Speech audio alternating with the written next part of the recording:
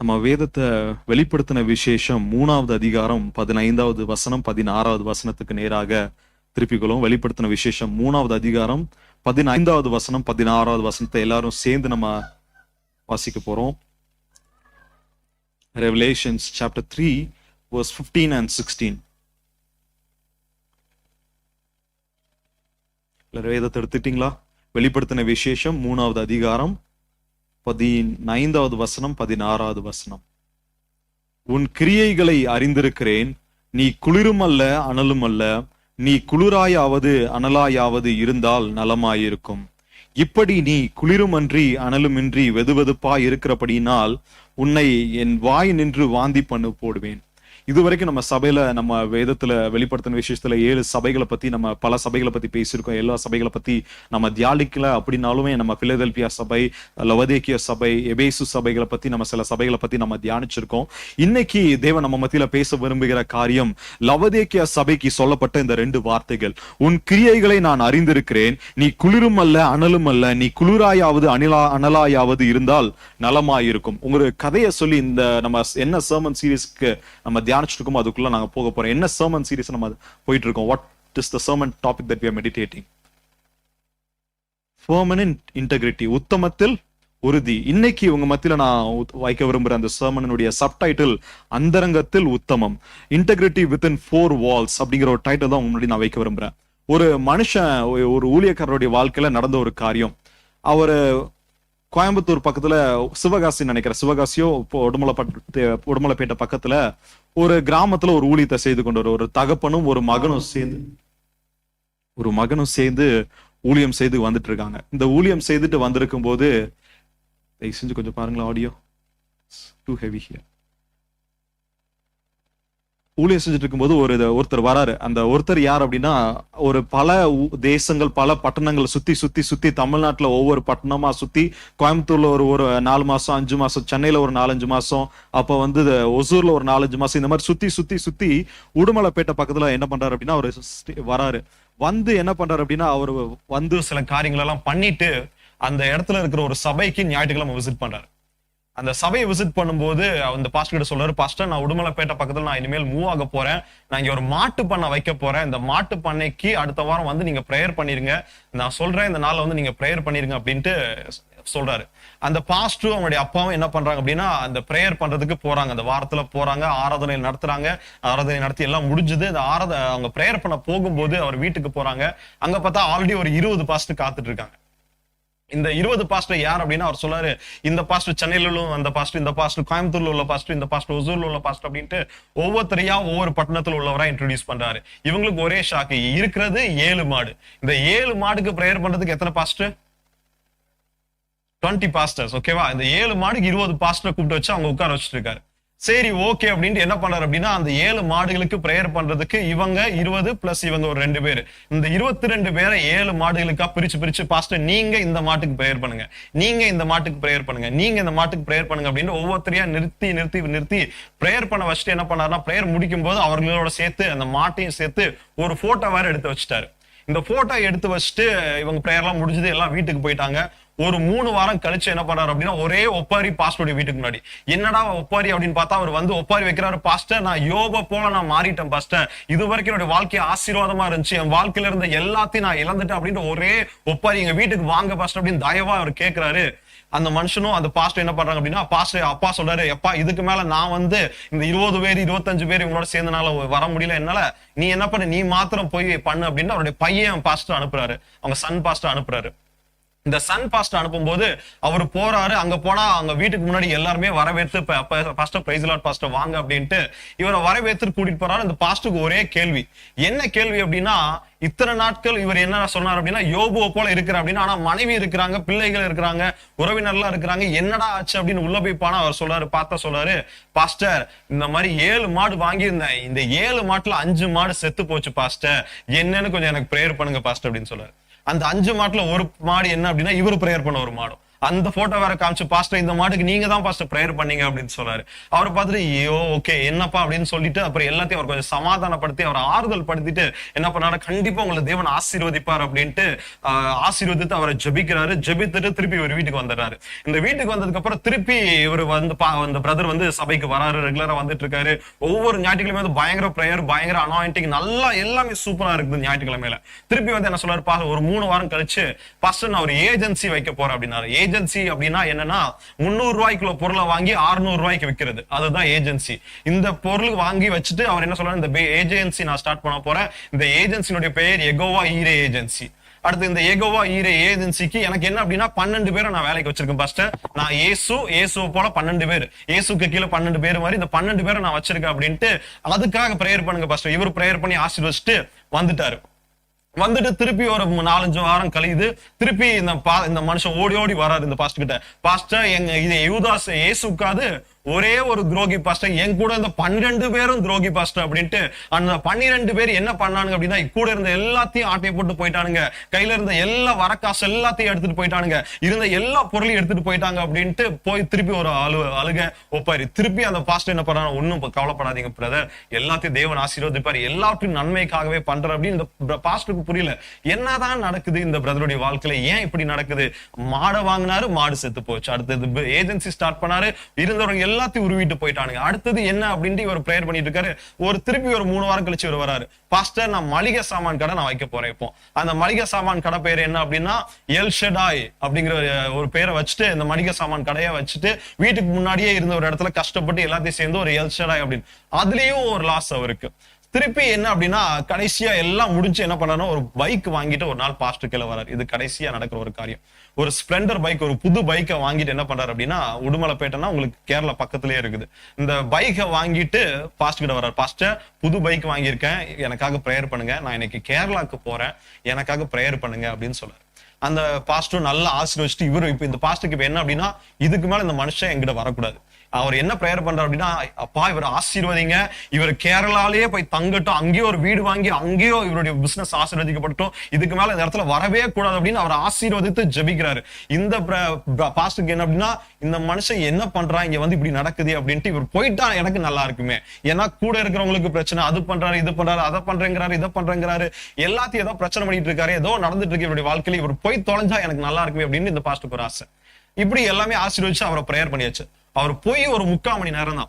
3/4 மணி நேரத்துல ஒரு சேட்டன் கிட்ட இருந்து கால் வருது. என்ன கால் அப்படின்னா, ஐயா இங்க ஒரு மனுஷன் வந்தாலே அந்த மனுஷனுடைய கால் முறிஞ்சு போயிருச்சு, இப்ப என்ன பண்ணுங்க அப்படின்னா, இப்ப இவர் என்ன பண்ணட்டும் அப்படின்னு இவர் கேக்குறாரு. நீங்க எதுக்கு எனக்கு கால் பண்றீங்க, நான் அவருடைய பாஸ்டர் தான், நீங்க எதுக்கு எனக்கு கால் பண்றீங்க, வேற யாருக்காச்சும் ஆம்புலன்ஸ்க்கு ஏதாச்சும் கால் பண்ண.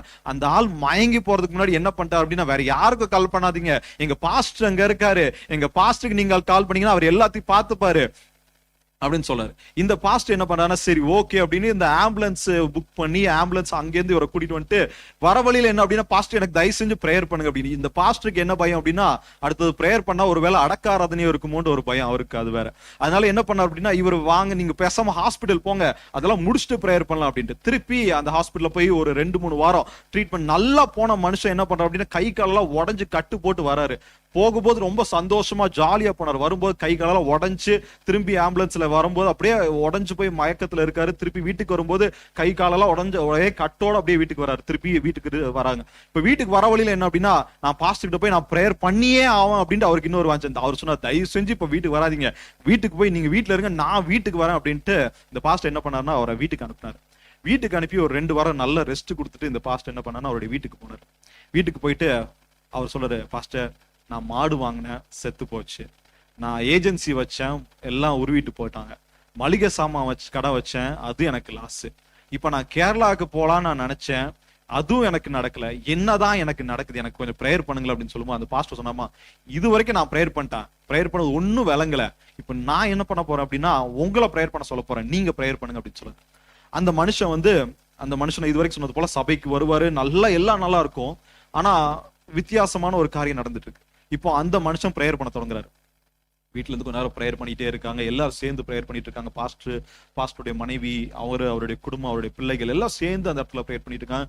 ரொம்ப நேரமா ப்ரேயர் பண்றாரு. அவர் சொல்றாரு, அவர் ப்ரேயர் பண்ணும்போது எல்லா வசனத்தையும் யூஸ் பண்றாரு. நீதிமானுடைய எலும்புகள் ஒன்றும் அசைக்கப்படுவதில்லை, ஒன்றும் நொறுங்காது அப்படின்ட்டு, உடைவதில்லை அப்படின்னு எல்லா வசனத்தையும் யூஸ் பண்ணி பயங்கரமா ப்ரேயர் பண்ணிருக்கு. ஆனா அந்த மனுஷனுடைய கை காலோ உடஞ்சு போய் கிடக்குது, கை கால் எலும்பெல்லாம் உடஞ்சு போய் கிடக்குது. இந்த மாதிரி அந்த மனுஷன் ப்ரேயர் பண்ணிட்டு இருக்காரு. இப்போ ப்ரேயர் பண்ணும்போது கொஞ்சம் நேரத்துல அந்த இடத்த ஆவியுடைய பிரசன்னம் நிரப்புது. பிரசனம் நிரப்புனதுக்கு அப்புறம் ஒரு காரியங்கள் மாறுதலா முடியுது. என்ன அப்படின்னா, இதுவரைக்கும் வித்தியாசமா ப்ரேயர் பண்ணிட்டு இருந்த மனுஷனுடைய வாயில ப்ரேயர் எப்படி வருது அப்படின்னா, அவர் சொல்றாரு, அப்பா நான் 7 மாடு நான் வாங்கி விட்டேன். அந்த 7 மாட்டுல 7 மாட்டுக்கும் நான் பாஸ்டர்களை வச்சு ப்ரேயர் பண்ணேன். அந்த 7 மாட்டுக்கு பாஸ்டர் வச்சு ப்ரேயர் பண்ணது அந்த நம்பிக்கை இல்லாம என்ன பண்ணா, என் ஃப்ரெண்டு சொன்னான்ட்டு 5 மாடுக்கு காப்பு கயிறு வாங்கி கட்டினேன். அதுல 5 மாடு செத்து போச்சு. அடுத்தது ஏஜென்சி பிசினஸ்ல சனிக்கிழமை ஃபுல்லா கலெக்ஷன்ஸ் வந்ததுக்கு அப்புறம் நல்ல எல்லா காசை வாங்கிட்டு ஈவினிங் வந்து நல்லா சரக்கு போட்டு நான் தூங்கிடுவேன். இதே போல என்னுடைய இது மளிகை ஜாமான் கடையில வர ஆட்களை ஏமாத்தி அவங்களுக்கு கொஞ்சம் வெயிட் கொஞ்சம் கம்மியா கொடுக்கறது, இந்த மாதிரி பண்ணிட்டு இருந்தேன் அப்படின்னு அவர் கன்ஃபஸ் பண்றாரு. ஒவ்வொரு காரியத்தையும் கன்ஃபஸ் பண்றாரு. இப்போ என்ன அப்படின்னா, அவருக்கு பாஸ்டருக்கு டவுட். இப்போ கடைசியா இப்ப கேரளா தான் போனாரு. கேரளாக்கு போறதுல என்ன பிரச்சனை, அதுவும் அப்பதான் பார்டர் தாண்டதுக்குள்ள என்ன பிரச்சனை அப்படின்னு கேட்கும்போது அடுத்து சொல்ற அதெல்லாம் முடிஞ்சது. அவர் அதை மாத்திரம் அவர் சொல்லல. அந்த மனுஷன் அவன் பிரேயரை முடிச்சிட்டாரு. அப்புறம் வந்துட்டு பாஸ்டர் இதுதான் பிரச்சனையா அப்படின்னு கேட்கும்போது, சரி ஓகே அப்படின்னு இன்னொரு காரியத்தை நான் கேட்கிறேன், எதுக்காக நீங்க கேரளா போனீங்க, என்ன நடந்துச்சு அப்படின்ட்டு. அவர் சொன்னாரு, நான் கேரளாக்கு பிசினஸ்க்கெல்லாம் நான் போல, நான் பிசினஸ் பண்ணணும்னு நான் போல, நான் எதுக்காக போனேன் அப்படின்னா லாட்ரி சீட் வாங்கலான்னு நான் போனேன் அப்படின்ட்டு. அவருக்கு அதுக்காக தான் போனேன். ஆனா கரெக்டா பார்டர் தாண்டின உடனே தேவன் என்ன அடிச்சு போட்டு திருப்பி கொண்டு விட்டாரு. ஏன் நான் இதை சொல்றேன் அப்படின்னா, ஒரு மனுஷன் வெளியில அவன் வந்து வெள்ளை சட்டை போட்டது மாதிரி என்ன போல நல்லா வெள்ளை சட்டை போட்டு நல்லா ஜொலின்னு இருக்கலாம். ஆனால் அந்த மனுஷனுக்கு உள்ள என்ன இருக்குது அப்படின்ட்டு யாருக்குமே தெரியாது. அவர் சுத்தி இருந்த மனைவிக்கு தெரியல, அவர் சுத்தி இருந்த பிள்ளைகளுக்கு தெரியல, அவருடைய சபைக்கு போற அந்த ஊழியக்காரருக்கு தெரியல, அவருடைய உற்றார் உறவினர்களுக்கு தெரியல. ஆனா யாருக்கு தெரிஞ்சிருந்து அப்படின்னா, அந்த ஒரு மனுஷனுக்கு தான் என்ன தெரியும், அவன் அந்த கிரகத்துல பண்ற பாவங்கள் ஒன்றொன்றும் யாருக்கு தெரிஞ்சிருந்துச்சு, அந்த மனுஷனுக்கு மாத்திரம் தான் தெரிஞ்சு. வெளியில எல்லாமே சூப்பரா பண்றாரு. பாஸ்டருக்கு 7 மாட்டுக்கு ஒரு பாஸ்டர் பத்தாது அப்படின்ட்டு 7 மாட்டுக்கு 22 பாஸ்டர் கூப்பிட்டு பிரேயர் பண்றாரு. எல்ஷடாய் அப்படின்னு ஒரு ஏஜென்சியை ஸ்டார்ட் பண்றாரு. எல்ஷடாய் அப்படின்னு மளிகை கடையை ஸ்டார்ட் பண்றாரு. எகோவா ஈரேன்ட் ஏஜென்சியை ஸ்டார்ட் பண்றாரு. எல்லாத்தையும் ஸ்டார்ட் பண்ணி எல்லாத்தையும் பண்றது எல்லாமே எப்படி பண்றாரு, பயங்கர பிரேயரோட, பயங்கர ஒரு ஆவிக்குரிய ஒரு மனுஷனை போல வந்து சபையில வந்து அந்நிய பாஷை பேசுறது, ஆராதனை செய்யறது. ஆனா அந்த மனுஷனுடைய உள்ளான ஒரு வாழ்க்கை எப்படி இருந்துச்சு அப்படின்னா, it is entirely the opposite. அவன் வெளியில காமிக்கிறதெல்லாம் சபைக்கு 7 நாளும் விட்டாலும் சபைக்கு வருவாங்க.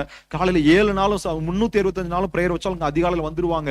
ஆனா அந்த 65 நாளும் 365 நாளும் பிரேயர் முடிச்சதுக்கு அப்புறம் அந்த மனுஷனுடைய வாழ்க்கை எப்படி இருக்குது, வெளியரங்கமான வாழ்க்கை இல்ல, உள்ளான வாழ்க்கை எப்படி இருக்குது அப்படிங்கிறது ஒரு முக்கியமான காரியம். இந்த வெளிப்படுத்தின விசேஷத்துல அவர் சொல்றாரு, நீ அனலும் இல்லாமல் குளிரும் இல்லாமல் இருக்கிறாய் அப்படின்ட்டு.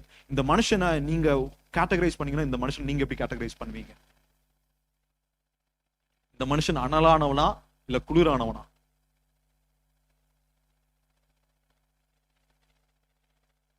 வெதுவெதுப்பானவன். எக்ஸாக்ட்லி. ஏன் அப்படின்னா, அந்த மனுஷன் ஆவிக்குரிய வாழ்க்கையில அனலாவும் இல்ல, அதே போல அவன் என்டையரா அவன் உலகத்திலையும் இல்ல. ஆனா அந்த மனுஷன் என்ன பண்றான், தேவனோடு இருக்கிறது போல இருக்கிறான், அதே நேரத்துல பண்ண வேண்டிய எல்லா பாவத்தையும் பண்ணிட்டு இருக்கான். இன்னைக்கு தேவன் உங்க மத்தியில என்ன, இதுவரைக்கும் போன வாரத்துல நம்ம நிறைய காரியங்கள் நம்ம பார்த்தோம். வெளியரங்கமான நம்முடைய உத்தமம் எவ்விதமாக செயல்பட வேண்டும் என்று நம்ம போன வாரத்தில் நம்ம பார்த்தோம். இன்னைக்கு தேவன் உங்க மத்தியில என்னுடைய மத்தியிலும் பேச விரும்புகிற காரியம், நம்முடைய உள்ளான மனிதன், இன்னர் மேன், நம்முடைய ஆவிக்குரிய மனிதன் இன்னைக்கு எப்படி இருக்கிறான்.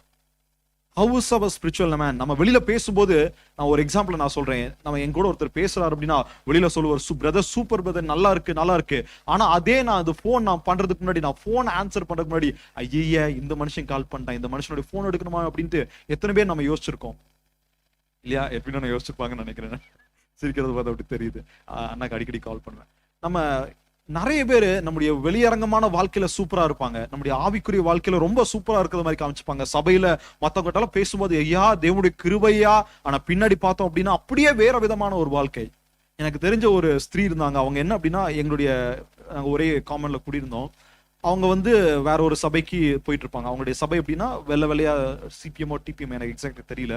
அந்த சபைக்கு அவங்க போவாங்க. போயிட்டு அங்க நான் அந்த எங்களுடைய பாட்டி அந்த சபைக்கு தான் போவாங்க. அப்போ போயிருக்கேன் அவங்க கூட போகும்போது சபையில பயங்கர அந்நிய பாஷை சூப்பரா நல்லா இருக்கும் அவங்களுடைய வாழ்க்கை எல்லாமே. ஆனா அதே நேரம் வீட்டுக்கு வந்ததுக்கு அப்புறம் அவங்களுடைய வாழ்க்கை எப்படின்னா, அதே லேடி அதே அதே ஞாயிற்றுக்கிழமை ஆராதனைக்கு போயிட்டு வந்ததுக்கு அப்புறம் அவருடைய வாழ்க்கை என்டையரா டிஃப்ரெண்டா இருக்கும். சபையில அந்நிய பாஷையை பேசின அந்த ஸ்திரீ வீட்டுல வந்து என்ன பேசுவாங்க அப்படின்னா கெட்ட பாஷை பேசுவாங்க. நான் சொல்றது உங்களுக்கு புரியுதா? இது வெளியரங்கமான ஒரு காரியம் திருப்பி. ஆனா பல பேர் என்ன பண்ணுவாங்க அப்படின்னா, ஒரு எக்ஸாம்பிள் சொல்லணும் அப்படின்னா, ஸ்திரீகள் என்ன பண்ணுவாங்க அப்படின்னா அவங்க புருஷனுடைய பாக்கெட்ல இருந்து என்ன பண்ணுவாங்க அப்படின்னா ஒரு 50 ரூபா எடுத்து வச்சுட்டு அப்படியே கொஞ்சம் கொஞ்சமா சேர்த்து வச்சுட்டே வருவாங்க. அவங்க புருஷனுக்கு தெரியாது காசு எங்க போகுது அப்படின்ட்டு. அவர் நினைப்பாரு ஓகே இவ்வளவுதான் இருந்துச்சு, காலையில வந்து வைப்பாரு, ஈவினிங் வந்து வைப்பாரு, காலையில அதே எடுத்துட்டு ஓகே காசு இருக்குது போயிடலாம் அப்படின்னு. ஆனா அந்த ஸ்திரீக்கு மாத்திரம் தான் தெரியும் அவங்க 50 ரூபா எடுத்திருக்காங்க அப்படிங்கிறது. அதே போல பலருடைய வாழ்க்கையில பாத்தீங்க அப்படின்னா ஒரு பிள்ளைக்கு ஒரு விதமா பண்ணுவாங்க, இன்னொரு பிள்ளைக்கு இன்னொரு விதமா பண்ணுவாங்க. சாப்பாடுக்குள்ள முதல் பிள்ளைக்கு மாத்திரம் முட்டையை மறைச்சு வச்சு கொடுப்பாங்க, சிக்கனை மறைச்சு வச்சு கொடுப்பாங்க. ரெண்டாவது பிள்ளை அப்படியே வந்து ஓரமா இருக்கும். அந்த பிள்ளைக்கு பாத்தீங்கன்னா வெறும் தயிர் சாப்பாடு தான் இருக்கும். ஆனா இந்த பிள்ளைக்கு தயிர் சாப்பாடுக்குள்ள ஒண்ணுமே தெரியாத மாதிரி முட்டை மறைஞ்சு வெள்ளை கலர்ல பாலிஷ் போனது மாதிரி இருக்கும். புரியுதா உங்களுக்கு? இது எல்லாமே மறைவான ஒரு காரியங்களை நம்ம நினைக்கிறோம். எனக்கு நான் செய்யற ஒவ்வொரு காரியங்கள் கூட நான் மறைவாய் பண்ணும்போது அந்த மறைவான காரியங்கள் வெளியில தெரியாது அப்படின்ட்டு. நம்ம போன வருஷம் ஏப்ரல் மாதம் நான் நினைக்கிறேன் தேவன் நம்மளோடு ஒரு வார்த்தையை பேசினார். நோ யுவர் ஹிடன் சின்ஸ், உன்னுடைய மறைவான பாவங்களை அறிந்து கொள் அப்படின்ட்டு சில வேதத்துல இருந்து சில காரியங்களை வைத்து தேவன் நம்மளோடு பேசினார். அதுல முதலாவது ஒரு மனுஷன் யார் அப்படின்னா தாவீது. அந்த தாவீதினுடைய அவன் உப்பரிக்கையில உலாவி கொண்டு இருக்கும் போது அவனுடைய வாழ்க்கையில் என்ன நடக்குது? பாவம் நடக்குது இல்லையா?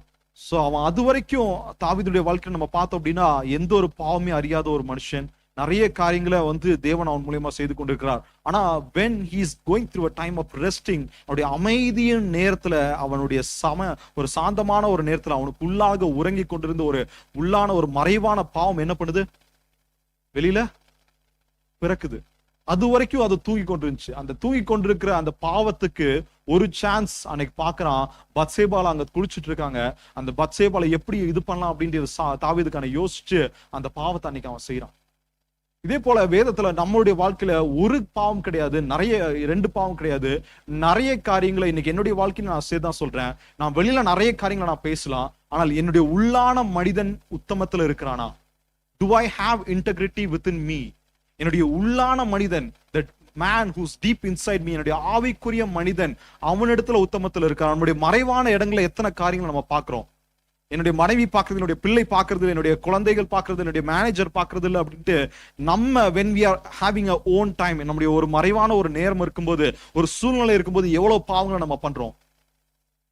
நம்ம சொல்லவே முடியாது my thoughts and my actions, என்னுடைய இருதயத்தின் ஆழத்தில் இருக்கிற சிந்தனையும் எல்லாமே சரிசமமா இருக்குமா அப்படின்னா என்னிடத்துல கேட்டீங்கன்னா என்னிடத்துல இல்லை. ஒவ்வொருத்தரிடத்துலயும் we have everything different. நம்ம செய்யற ஒரு பேச்சு, நம்முடைய வாயின் வார்த்தைகள் வித்தியாசமா இருக்கும், நம்ம யோசிக்கிறது வித்தியாசமா இருக்கும், ஆனா நம்முடைய இருதயத்தின் ஆழத்துல இருக்கிறது வித்தியாசமா இருக்கும். உங்களுக்கு புரியுதா நான் என்ன சொல்றேன் அப்படின்ட்டு? நம்முடைய ஆவிக்குரிய மனுஷனுக்கிட்ட இருக்கிற அந்த உத்தமத்தை தேவன் எதிர்பார்க்கிறார் நம்ம கிட்ட. ஆமென். புரியுதா? ரொம்ப அமைதியா இருக்கிறீங்க. வெளியிலான உத்தமத்தை நம்ம பல பேர் நம்ம வெளியில நினைச்சிடலாம், நம்ம இப்படி பண்ணிட்டா சரியாயிரும், தேவன் எனக்கு வெளியரங்கமான உத்தமத்தை பாக்குறாரு, நான் இவனுக்கு போய் காசு கொடுத்துட்டா சரியாயிரும், நான் இவன்கிட்ட போய் இதை நல்லதா பேசிட்டா சரியாயிரும், நான் கையில தோல் மேல கை போட்டு நான் பேசிட்டா சரியாயிரும் அப்படின்னு நம்ம நினைக்கிறோம். ஆனால் தேவன் உங்ககிட்ட எங்கிட்ட விரும்புறது வெளியான உத்தமத்தை அல்ல. தேவன் முகத்தை பார்க்கிறவர் அல்ல, தேவன் இருதயத்தை பார்க்கிற ஒரு தேவன். ஆமென். அவர் மனுஷனோ முகத்தை பார்க்கிற, வெளியில இருக்கிற மனுஷன் என்ன பண்ணுவோம் அப்படின்னா நம்முடைய முகத்தை பார்ப்பான். அவன் நினைப்பான், எப்பா இந்த மனுஷன் கூட ரொம்ப சந்தோஷமா இருக்காரு, இந்த மனுஷன் கூட ரொம்ப நல்லா பேசுறாரு, இந்த மனுஷனை ரொம்ப பாராட்டுறாரு அப்படின்னு வெளியாரங்கமான மனுஷன் எதை பார்ப்பான் அப்படின்னா நம்முடைய முகத்தை பார்ப்பான். ஆனா கர்த்தரோ எதை பார்க்கிறார்? நம்முடைய இருதயத்தை பார்க்கிறார். இருதயத்திலிருந்து வெளியில வர்றது உத்தமமான ஒரு காரியமா இருக்குதா, இல்ல இருதயத்துல ஒன்ன வச்சுட்டு வெளியில நம்ம பொய்யா நம்ம பேசிட்டு இருக்கோமா அப்படின்ட்டு. ஒரு கணவனுக்கும் மனைவிக்கு பாத்தீங்க அப்படின்னா அந்த கணவன் உள்ள வேற மாதிரி இருந்து மனைவி கிட்ட வேற மாதிரி ரியாக்ட் பண்ண அந்த மனைவி ஈஸியா கண்டுபிடிச்சிருவாங்க. இல்லையே இது சரியில்லையே அப்படி என் மனைவி ஈஸியா கண்டுபிடிச்சிருவாங்க. அதனால நான் சொல்றேன். நான் சோ என் மனைவி என்ன பண்ணுவாங்க அப்படின்னா உள்ள டயர்டா இருப்பேன், நான் ஏதாச்சும் பண்ணுமா என் மனைவி கேட்பாப்ல, கண்டிப்பா பண்ணணுமா அப்படின்னு சொல்லி, ஆமாப்பா பண்ணு அப்படி. சரி ஓகே அப்படின்னு பண்ணும்போது அப்படியே உடம்புலாம் அப்படியே ஒரு மாதிரி இருக்கும், டயர்டா போய் பண்ணும்போது சரி டயர்டா இருக்கா, சரி இப்பதான் எனக்கு புரியுது அப்படின்னு சொல்லுவோம். ஆனா அதே நேரத்துல சில நேரங்கள்ல பேசும்போதும் நம்ம உள்ள கோவமா இருப்போம், அந்த கோவத்தை மறைச்சு வச்சுட்டு ஏதாச்சும் பேசும்போது ஈஸியாக கண்டுபிடிச்சிருவாப்ல, ஓகே அவன் கோவமா இருக்காப்ல, நம்ம அப்புறம் பேசுவோம் அப்படின்ட்டு. ஏன் நான் இதை சொல்றேன் அப்படின்னா, நமக்கு உள்ள இருக்கிறது யாருக்கு தெரியும்? உள்ளான மனிதன் சில நேரம் நம்ம மனைவிகளுக்கிட்ட கூட, நம்ம மனைவி கணவன் கிட்ட கூட அதை மறைச்சலாம். ஆனா நம்முடைய உள்ளான இருதயத்தை தேவன் அறிந்திருக்கிறார். ஆமென். He knows what is happening deep within our hearts. நம்முடைய இருதயத்தின் ஆழத்துல என்ன நடக்குது, நம்ம என்ன யோசிக்கிறோம், நம்ம எவ்விதமான, நம்முடைய கண்கள் எதை பார்க்கிறது அப்படின்ட்டு நம்முடைய கண்களுக்கு தெரியும், மத்தவங்களுக்கு தெரியாம இருக்கலாம், நம்ம சுத்தி இருக்கிறவங்களுக்கு தெரியாம இருக்கலாம், நம்ம பார்க்கிற காரியத்துக்கு தெரியாம இருக்கலாம். ஆனால் தேவனுக்கு அது நிச்சயமாய் வெளியரங்கமாய் இருக்கிறது. அவருக்கு மறைவானது ஒன்றுமேல, அவருக்கு சர்வமும் அவருக்கு முன்பாக நிர்வாணமா இருக்கிறது. There is nothing that is hidden in front of his eyes. நம்ம யோசிக்கிறோம், நம்ம இதை மறைவான இடத்துல நம்ம பண்ணிட்டா, if I secretly modify my resume, if I secretly modify and my certification. நம்ம பிள்ளைங்க பாத்தீங்க அப்படின்னா, நம்ம ஸ்கூல்ல என்ன பண்ணுவாங்க அப்படின்னா 10 மார்க் வாங்கியிருப்பான், அந்த 10 மார்க் என்ன பண்ணுவோம் அப்படின்னா, சிம்பிளா பக்கத்துல ஒரு முட்டையை மாத்தி 100 நம்ம வந்து கொடுத்துருப்போம். அவன் என்ன பண்ணுவான் அப்படின்னா, சீக்ரெட்ல அவன் பண்ணுவான். பேரண்ட்ஸ் என்ன பண்ணுவாங்க, எப்பா 100 மார்க் வாங்கியிருக்கேன் சூப்பர்ப்பா அப்படின்னு நான் பல நேரங்களில் பண்ணியிருக்கேன். ஸோ அதனால எங்க அப்பா அம்மா வந்து ஈஸியாக அதை ஓகே சில நேரங்களில் படிப்பா, சில நேரங்களில் படிக்க மாட்டா அப்படின்னு எங்க அப்பா அம்மா அதை ஈஸியாக அக்செப்ட் பண்ணிடுவாங்க. ஆனா அதே நேரத்தில் டீச்சர்கிட்ட நான் திருப்பி கொண்டு போய் கொடுக்கும்போது என்ன பண்ணிருக்கணும், அந்த முட்டைய நான் கரெக்டா அதை எரேஸ் பண்ணிருக்கணும். அந்த டீச்சர் நல்ல ஷார்ப்பான ஒரு டீச்சர் என்ன பண்ணுவாங்க, ஏதோ பக்கத்துல இங்க வந்திருக்குது, புதுசா ஒன்று வந்திருக்கே அப்படின்ட்டு ஈஸியா கண்டுபிடிச்சிருவாங்க இல்லையா? சோ அது வந்து என்ன போல ஆட்களுக்கு தெரியும், ஈஸியா வந்து அதை ஒயிட்னர் வச்சு பண்ணலாமா, இல்ல இரேசர் வச்சு பண்ணலாமா, இல்ல எப்படி அதை அழிக்கலாம் அப்படின்ட்டு அதுக்கு அவங்க கொடுத்ததுல இருந்து யோசிப்போம், இது எப்படி ஹேண்டில் பண்ணலாம் அப்படின்ட்டு. அப்பா அம்மாவுக்கு தெரியக்கூடாது. ஆனா அந்த பாவம் ஒரு நாள் தெரிய வரும், எப்போ அப்படின்னா பேரண்ட்ஸ் மீட்டிங்ல தெரிஞ்சு வந்துடும். உங்க பையன் 10 மார்க் வாங்கினானே, ஏதாவது சொன்னானா அப்படின்ட்டு கேட்பாங்க. அதே நம்ம இது பேப்பர்ல மாத்திரம் நம்ம கரெக்ட் பண்ண மாட்டோம், போஸ்ட் மார்க், அது பேர் என்னமா ஏதோ சொல்லுவாங்க, ப்ரோக்ரஸ் ரிப்போர்ட். அந்த ப்ரோக்ரஸ் ரிப்போர்ட்ல கூட நம்ம என்ன பண்ணிடுவோம் அப்படின்னா, பேப்பர்ல 100 இதுல ஒரு 100 திருப்பி இதுல அழிச்சிட்டு பேரண்ட்ஸ் கிட்ட சைன் வாங்கிட்டு வந்ததுக்கு அப்புறம் திருப்பி வந்து கொடுத்துருவோம். நம்ம இங்க பாருங்கம்மா நான் 100 மார்க் வாங்கியிருக்கேன் அப்படின்னு, டீச்சர்ஸ் கிட்ட 10 மார்க். ஆனா அதெல்லாம் ஒரு நாள் வெளியரங்கமாகும். அந்த நாள் என்னது அப்படின்னா நம்முடைய நியாய தீர்ப்பு நாள். எப்படி ஒரு ஸ்டூடெண்ட்டுக்கு அந்த நாள் வந்து அவனுடைய அப்பா அம்மாக்கு முன்னாடி, அப்பா நீ இதெல்லாம் பண்ணிருக்க, உங்க அப்பா அம்மாக்கு தெரியுமா, அப்பா அம்மா உங்களுக்கு இதை தெரியுமா அப்படின்னு கேட்கறது போல, அதே போல தேவன் உங்களிடத்துல என்னிடத்துல விசாரிப்பாரு, இதெல்லாம் பண்ணிருக்கேப்பா, இந்த காரியத்துக்கெல்லாம் நீ மன்னிப்பே கேட்டியா, இந்த காரியத்தெல்லாம் தேவனிடத்துல நீ கன்ஃபஸ் பண்ணியா அப்படின்ட்டு தேவன் உங்களிடத்துல என்னிடத்துலயும் கேட்பார். தேவன் எவ்விதமான ஒரு வாழ்க்கை விரும்புறாருன்னா, ஒண்ணு அனலா இருக்கணும், அனலா இருக்கிறது ஆவிக்குற வாழ்க்கையில அனலா இருக்கணும், இல்ல குளிரா இருக்கணும், இல்ல ரெண்டுக்கும் நான் அதையும் பண்ணுவேன் இதையும் பண்ணுவேன், ஆத்துல ஒரு கால் சேத்துல ஒரு கால் அப்படின்னா God says, I will spit you out of my mouth. நான் என்னுடைய வாயிலிருந்து ஒண்ணா வாந்தி பண்ணி போடுவேன் அப்படின்னு சொல்றாரு. நம்முடைய வாழ்க்கை இன்னைக்கு எப்படி இருக்குது? வெளியரங்கமான ஒரு வாழ்க்கை, அனலும் இல்லாம குளிரும் இல்லாம, வெளியில சர்ச்சுக்கு வந்தா ஆஹா ஓஹோ ஓஹோன்ட்டு, ஆனா வெளியில போனா அப்படியே ஆப்போசிட்டான ஒரு மனுஷன். எவ்விதமான ஒரு வாழ்க்கை நம்ம வாழ்ந்து கொண்டு இருக்கிறோம் அப்படிங்கிற சற்று நம்ம யோசிச்சு பார்ப்போம். What kind of life that we live today in front of the people? What kind of the life that we live in front of ourselves? நம்ம கண்களுக்கு முன்பாக, கண்ணாடிக்கு முன்பாக நம்ம நிறுத்தி நம்ம பார்ப்போமானால், நான் என்னை உத்தமன் என்று நம்ம சொல்லிக்க முடியுமா? என்னுடைய இருதயத்திலிருந்து புறப்படுகிற வார்த்தையில உத்தமம் இருக்குதா? என்னுடைய இருதயத்துல யோசிக்கிற காரியத்துல உத்தமம் இருக்குதா? நான் யோசிக்கிற ஒவ்வொரு காரியத்தில செயல்பாட்டுல உத்தமம் இருக்குதா அப்படின்ட்டு நம்ம இன்னைக்கு யோசித்து பார்த்தோம் அப்படின்னா நமக்கு எத்தனை பேருக்கு தெரியும்? எத்தனை பேர் நம்ம சொல்ல முடியும், I am person of integrity, நான் என்னுடைய இருதயத்துல எனக்கு உத்தமம் இருக்குது, I have integrity deep within myself, which means I am speaking what I really think deep inside my heart. என்னுடைய இருதயத்தின் ஆழத்துல நான் யோசிக்கிற காரியத்தை தான் நான் பேசுறேன் அப்படிங்கிற எத்தனை பேர் நீங்க நம்ம சொல்ல முடியும்? உங்களுக்கு புரியுதா நான் என்ன சொல்றேன் அப்படின்ட்டு? தேவன் உங்களிடத்துல விரும்புறது, he wants us to know what is deep inside our hearts. நம்ம நினைக்கிறோம் நான் வெளியரங்கமா நான் போய் பேசினா தப்பு அப்படின்னு, அதுவும் தப்பு தான் கண்டிப்பா, அது மறைவே கிடையாது, அதற்கான எந்த ஒரு ஆப்போசிஷனுமே கிடையாது. ஆனா உங்களுடைய இருதயத்தின் ஆழத்துல இருந்து சற்று யோசிக்கிறீங்களா பாருங்களேன், இது எனக்கு இருந்தா எப்படி இருக்கும், இதை நான் பண்ணுனா எப்படி இருக்கும், இதை நான் பார்த்தா எப்படி இருக்கும், இந்த யூடியூப்ல இந்த சீரியஸை நான் பார்த்தா, இந்த நெட்ஃபிளிக்ஸ்ல இந்த சீரியஸை நான் பார்த்தா எப்படி இருக்கும், இந்த ஒரு மூவியை நான் பார்த்தா என்ன, ஐம் ஜஸ்ட் வாட்சிங் வித்தின் மை 4 walls, யார் பார்க்க போறா அப்படின்னு நம்ம யோசிக்கிறோம். ஆனால் தேவன் எல்லாவற்றையும் அறிந்தவரா இருக்கிறார். ஆமென் ஆமென் ஆமென். வரமாட்டேங்குது. ஆமென். தேவன் எல்லாவற்றையும் அறிந்தவராக இருக்கிறார். He knows every single thing, every single step of your life, every single thought of your hearts. ஒவ்வொரு காரியத்தையும் அவர் அறிந்திருக்கிறார். நீங்க என்ன யோசிக்கிறீங்க, அடுத்தது என்ன எடுத்து வைக்க யோசிக்கிறீங்க, என்ன காரியத்தை இருதயத்துல யோசிச்சு என்ன பேசுறீங்க அப்படின்ட்டு. பல பேர் பாத்தீங்க அப்படின்னா பட்டரை பூசி பேசிடுவாங்க. ஆனா தேவன் அதை விரும்புறது கிடையாது. If that is something wrong, speak it out. அது சபையா இருந்தாலும் சரி, நம்முடைய வாழ்க்கையா இருந்தாலும் சரி, நம்முடைய தனிப்பட்ட குடும்ப வாழ்க்கையா இருந்தாலும் சரி, என்னவா இருந்தாலும் சரி, தப்புனா தப்பு பேசுங்க. என் மனைவி கிட்ட ஒரு நல்ல குணம் இருக்குது. அது என்ன அப்படின்னா, மூஞ்சில் அடிச்சாப்புல பேசிடுவாப்புல. சோ அது தப்புனா தப்பு, சரினா சரி. அது சில நேரம் கஷ்டமா தான் இருக்கும், என்னடா இப்படி பேசுறாப்ல அப்படின்ட்டு. ஆனா உண்மையாலுமே என்னுடைய இருதயத்தின் ஆழத்துல நான் சொல்ல முடியும், அந்த ஒரு காரியம் என்னை மாத்தி இருக்குது. அந்த ஒரு காரியம் என்ன மாத்திருக்கு. நம்ம தப்ப தேவன் என்ன பண்ணுவார் அப்படின்னா, நம்ம விதமான தவறான பாதையில போகும்போது, he is not someone who just watches, he sees our sins and he rebukes us. தேவன் அந்த பாவங்களை என்ன பண்ணுவார் அப்படின்னா, எப்பா இந்த பாவத்தை நீ பண்ணிட்டு இருக்க, இந்த பாவத்தை என்ன பண்ண, ஒரு சீக்ரெட்ஸ் நம்ம பண்றோம் இருதயத்தின் ஆழத்துல இருந்து நம்ம பண்ணிட்டு இருக்கோம் அப்படின்னா, அவர் என்ன பண்ணுவார் அப்படின்னா, he does not rebuke in public. பிள்ளையாருங்கம்மா எப்ப இந்த தப்ப பண்ணிட்டு அப்படின்னு எல்லாருக்கும் முன்னாடி உங்களை பண்ண மாட்டாரு. நீங்க எல்லாத்தையும் நீங்க சற்று யோசிச்சு பாத்தீங்க அப்படின்னா, வேதத்துல இருக்கவங்களும் சரி, ஊழியக்காரங்களும் சரி, அவர் என்ன பண்ணுவார் அப்படின்னா, முதல்ல the first instrument that he takes is he comes to you personally and he encounters you personally and says, எப்பா இந்த பாவத்தை நீ பண்ணிட்டு இருக்க. மறைவில் அவர் சொல்லுவாரு. உங்களுடைய பர்சனல் டைம்ல, பிரேயர் டைம்ல, உங்களுடைய மறைவான நேரங்களை, ஜப நேரங்களை அவர் சொல்லுவாரு. தேவ ஊழியக்காரன் மூலியமாக உங்களுக்கு மாத்திரம் அது தெரியும், எப்பா நீ இதை பண்ணிட்டு இருக்க அப்படின்னு சொல்லுவாரு. இன்னைக்கு எவ்வளவு நேரம் நம்ம சோசியல் மீடியால ஸ்பெண்ட் பண்றோம்? சோசியல் மீடியால நம்ம என்ன பாக்குறோம்? does it edify anything to us? ஏதாச்சும் ஒரு காரியத்தை நமக்கு அது நல்லதாக இருக்குதா? என்ன குக் பண்ணலாம், நம்ம என்ன பாக்குறோம்? பிரெக்னன்சில என் மனைவி சொல்லுவாப்ல, நான் பிரெக்னெண்டா இருக்கிறது எனக்கு தெரியுதோ இல்லையோ, சோசியல் மீடியாக்கு ஈஸியா தெரிஞ்சிருக்கு அப்படின்ட்டு. வர வீடியோஸ் எல்லாம் அது மாதிரிதான் இருக்குது அப்படின்னு சொல்லுவாப்ல. எல்லாவற்றையும் சோசியல் மீடியா அறிந்திருக்கு. நம்ம அவ்வளவு நேரத்துல அதுல செலவு பண்றோம். It includes my wife. எவ்வளவு நேரங்களை நம்ம செலவு பண்ணணும் இந்த காரியத்தை. ஒவ்வொன்றையும் தேவன் என்ன பண்ணுவார் அப்படின்னா, நம்முடைய மறைவில் சொல்லிட்டே இருப்பாரு. see you are doing this, நீ ஒரு தவறான ஒரு காரியத்தை நீ பண்ணிட்டு இருக்க, நீ ஒரு தேவையில்லாத ஒரு காரியத்தை பண்ணிட்டு இருக்க, இது அருவருப்பா இருக்குது, இட் இஸ் abomination அப்படிங்கிறது தேவன் உங்களிடத்துல என்னிடத்துல சொல்லிட்டே இருப்பாரு. மறைவில் சொல்லுவாரு. எப்போ? மறைவான பாவத்தை நம்ம ஃபர்ஸ்ட் கேட்கறதுக்கு அவர் மறைவில் சொல்லுவாரு. ஆனா மறைவில் சொல்லி நம்ம கேட்கல அப்படின்னா, அந்த பாவம் ஒரு நாள் வெளியரங்கமாகும். வெளியரங்கமானதுதான் தாவீதினுடைய வாழ்க்கையில நடந்தது. அந்த மறைவான பாவம் அவருடைய இருதயத்துல, உள்ளத்தின் ஆழத்துல இருந்துட்டே தான் இருந்திருக்குது. அந்த மறைவான பாவத்தை அவர் வெளிப்படுத்தும் போது, அவர் உணர்த்தும் போது அவர் விட்டிருந்தாரானால், தாவீதுக்கு அன்னைக்கு அந்த பாவம் வெளியரங்கமாய் தெரிஞ்சிருக்காரு. புரியுதா உங்களுக்கு நான் என்ன சொல்றேன்ட்டு? அன்னைக்கு தேவன் அதை உணர்த்தும் போது, ஏன் அப்படின்னா அந்த வார்த்தையில நீங்க வாசிங்க, 1 சாமுவேல்ல நீங்க வாசிங்க, போயிட்டு வீட்டுக்கு போயிட்டு நான் ஒரு டக்குன்னு வாசிச்சிடும். நம்ம 1 சாமுவேல்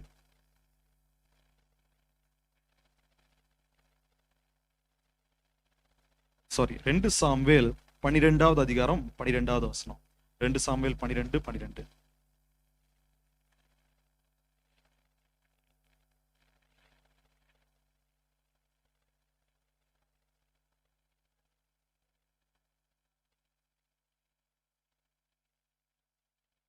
ஆமென். 12வது வசனத்துல என்ன சொல்லுது? நீ அதை எங்க செஞ்ச? நீ you did it in secret. தேவன் சொல்ல, நீ மறைவான இடத்துல நீ இதை பண்ண. நான் என்ன பண்ணுவேன்? அதுக்கு முன்னாடி வசனங்களை வாசிச்சீங்க அப்படின்னா, 10வது வசனத்துல சொல்றாரு, தேவன் நாத்தான் மூலியமா பேசிட்டு இருக்காரு, இப்பொழுதும் நீ என்னை அசட்டை பண்ணி அப்படின்னா, அதுக்கு முன்னாடி தேவன் அந்த இடத்துல தாவீதோடு பேசியிருக்காரு. நீ என்னை அசட்டை பண்ணிருக்க. ஏன்? I have told you this. I have told you very clearly you should not be doing this. அதுக்கு முன்னாடி வசனத்தை பாத்தீங்க அப்படின்னா, கர்த்தருடைய பார்வைக்கு பொல்லாப்பான இந்த காரியத்தை செய்து அவருடைய வார்த்தையை நீ அசட்டை பண்ணினது என்ன? 9வது வசனம். அப்ப தேவன் தாவீது இடத்துல பேசிட்டே தான் இருந்திருக்காரு. when he is thinking, even he is thinking inside his heart, maybe it is not with Bathsheba, maybe it is with someone else. அத தேவன் அதை உள்ள தோன்றுவதை தாவீது தேவன் உணர்த்திருக்காரு. எப்பா இந்த காரியத்தை நீ யோசிக்கிற? ஸ்டாப் இட், இதை விட்டுரு, இடத்துல அறிக்கையிட்டு நீ இதை விட்டுரு அப்படின்னு தேவன் பேசிக்கொண்டே இருப்பார். ஆனா அந்த வார்த்தையை அவர் அசட்டை பண்ணினது நிமித்தம் தாவீதுடைய வாழ்க்கையில இப்ப என்ன நடக்குது? அந்த பாவம் வெளியரங்கமாகுது. நாத்தான் மூலியமா இதுவரைக்கும் பேசல தேவன் அவர்கிட்ட, இந்த பாவத்தை பண்ற, இந்த பாவம் இடத்துல இருக்குது அப்படின்ட்டு தீர்க்கதரிசிகள் மூலியமா அவர் இடத்துல பேசல. ஆனால் தேவன் அவரோடு பேசியிருக்கார். நீ என்னுடைய வார்த்தையை அசட்டை பண்ணினதுனால. when God encounters you, rebukes you in your personal things, in your secret, accept it right away. இப்போ அந்த இடத்துல என்ன சொல்றாரு, நீ ஒளிப்பிடத்துல அந்த பாவத்தை பண்ணின, அந்த பாவத்துக்கான பதிலை நான் என்ன பண்ண போறேன், அதுக்கான நீதியை நான் எப்படி சரி கட்ட போறேன், வெளியரங்கமாய் நான் சரி கட்ட போறேன். நீ உன்னுடைய இருளான ஒரு அறையில நீ பண்ணின ஒரு பாவத்தை நான் I'm gonna do it in the day broad light, broad day லைட்ல நான் முன்னாடி எல்லாத்துக்கு முன்னாடி இந்த காரியத்தை நான் பண்ண போறேன். I'm gonna this is the நீதி, இதுதான் நான் செய்ய போற ஒரு நீதி அப்படின்ட்டு அந்த இடத்துல அவர் செய்யறாரு.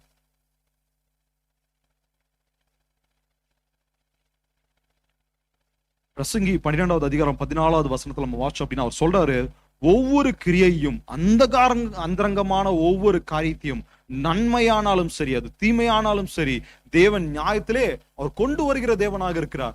நீங்க ஒருவேளை யோசிக்கலாம், நான் மறைவில பண்றது எனக்கு மாத்திரம் தான். It is just within me. No one knows what I am typing in my phone. No one knows to whom I am speaking. No one knows that I am speaking to this person.